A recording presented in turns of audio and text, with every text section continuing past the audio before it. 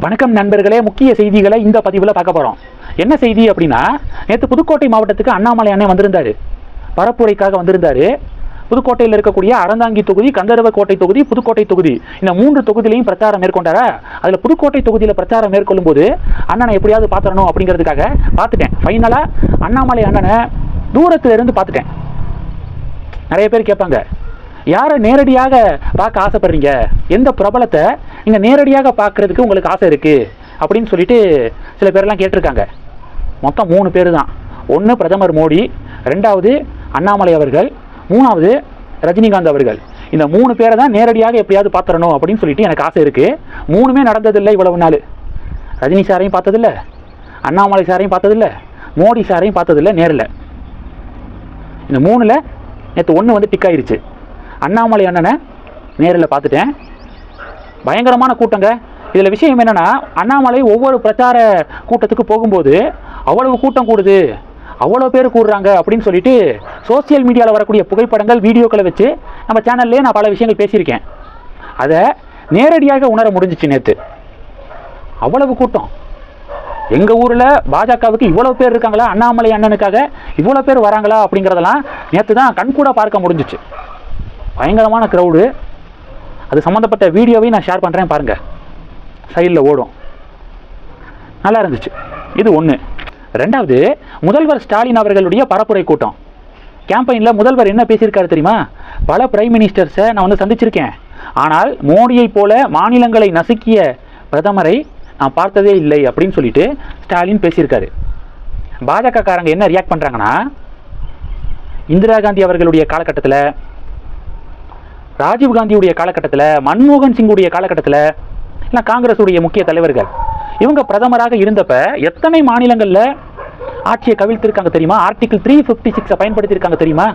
இங்கே டோட்டல் பண்ணி பார்த்தீங்கன்னா, அதாவது இந்திரா காந்தி அவர்கள், ராஜீவ்காந்தி அவர்கள், நேரு மற்றும் மன்மோகன் சிங்கு, காங்கிரஸ் பிரைம் மினிஸ்டர்ஸுடைய காலகட்டத்தை நீங்கள் வந்து கூட்டி பார்த்தீங்கன்னா, அதாவது 3 டிஜிட்டுக்கு மேலே மாநில ஆட்சி வந்து கவிழ்க்கப்பட்டிருக்கும். அதாவது 100க்கும் மேற்பட்ட ஆட்சி கவிழ்ப்புகள் நடந்திருக்கு.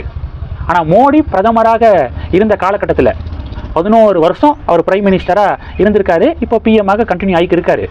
இந்த லாஸ்ட் 11 இயர்ஸில் ஒரு மாநில அரசை கூட அவர் ஆர்டிகிள் 356 பயன்படுத்தி கவிழ்த்தது இல்லை அப்படிங்கிறது தான் உண்மை. இதுதான் ரிப்போர்ட் சொல்லுது. சும்மா அரசியலுக்காக மாநிலங்களெல்லாம் மோடி நசுக்கிறாரு அப்படின்னு சொல்லிட்டு சும்மா பேசுறதுக்காக பேசலாம். ஆனால் ஃபேக்ட் என்ன அப்படின்னு பார்த்தீங்கன்னா, இது வரைக்கும் ஒரு மாநில அரசை கூட ஆர்டிகிள் 356 பயன்படுத்தி அவர் கலைச்சது கிடையாது. அதற்கான வாய்ப்புகள் நிறையா வந்தபோதும் அவர் அதை தொட்டதே இல்லை. வெஸ்ட் பெங்காலில் போஸ்ட் எலெக்ஷன் வயலன்ஸ் வந்துச்சுல, அது ஒன்று பத்தாதா? காங்கிரஸுடைய பீரியடாக இருந்திருந்தா ஆட்சியை கலைச்சிருப்பாங்க. ஆனால் அதுக்கும் அமைதியாக இருந்து எலக்டோரல் ப்ராசஸ் மூலமாக டிஎம்சி கவர்மெண்ட்டை அப்புறப்படுத்தணும் அப்படின்னு சொல்லிட்டு அங்கே பிரச்சாரத்துக்கு மேலே பிரச்சாரமாக போய்க்கிருக்காரு மோடி. இந்த மோடியை இவங்க சர்வாதிகாரின்னு சொல்கிறாங்க, மாநிலங்களெல்லாம் நசுக்கிறாருன்னு சொல்லிக்கிருக்காங்க. இது 2. 3வது என்ன பார்க்க போகிறோம் அப்படின்னா, ஒரு வழியாக தமிழகத்துக்கு பிரச்சாரத்துக்கு ராகுல் காந்தி வராருங்க நாளைக்கு. ஒரே மேடையில் ஸ்டாலினும் ராகுல் காந்தியும் பிரச்சாரம் பண்ணால் கூட்டணிக்கு பலமாக இருக்கும் அப்படின்னு சொல்லிட்டு திமுக ஆசைப்பட்டு ராகுல் காந்தியை அப்ரோச் பண்ணிக்கிட்டே இருந்தாங்க. ராகுல் காந்தி கிட்ட டேட்டு கேட்டுக்கிட்டே இருந்தாங்க. ராகுல் காந்தி எந்த ரெஸ்பாண்டும் பண்ணலை. இப்போ ராகுல் காந்தி என்ன முடிவெடுத்திருக்காரு? சரி, பிரச்சாரத்துக்கு வரேன், ஆனால் ஒரே மேடையில் ஸ்டாலின் ராகுல் கேம்பெயின்லாம் இல்லை, அவர் பாட்டுக்கு அங்கிட்டு கேம்பெயின் பண்ணட்டும், நான் பாட்டுக்கு இங்கிட்டு கேம்பெயின் பண்ணுறேன், நான் தனியாக பிரச்சாரம் பண்ணிக்கிறேன், ஸ்டாலின் அவர்களோடலாம் மேடையை ஷேர் பண்ண முடியாது அப்படின்னு சொல்லிட்டாரு போல. அதனால நாளைக்கு ராகுல் காந்தியுடைய பிரச்சாரம் பார்த்தீங்கன்னா ஸ்டாலின் இல்லாமல் நடக்குது. 2024 பாராளுமன்ற தேர்தலாக இருக்கட்டும், 2021 சட்டமன்ற தேர்தலாக இருக்கட்டும், தமிழகத்துக்கு ராகுல் காந்தி பிரச்சாரத்துக்கு வரும்போதெல்லாம் ஒரே மேடையில் 2 பேரும் கேம்பெயின் பண்ணாங்க. கோயம்புத்தூரில் அந்த சாலை தடுப்பெல்லாம் தாவி குதிச்சு ஆப்போசிட்டில் பேக்கரிக்கெல்லாம் போனார்ல ராகுல் காந்தி, அதெல்லாம் மறந்துருக்க மாட்டோம். அப்போது 2021, 2024 ஒரே மேடையில் கேம்பெயினை பண்ண 2 பேரும் இந்த வாட்டி ஏன் பண்ணலை?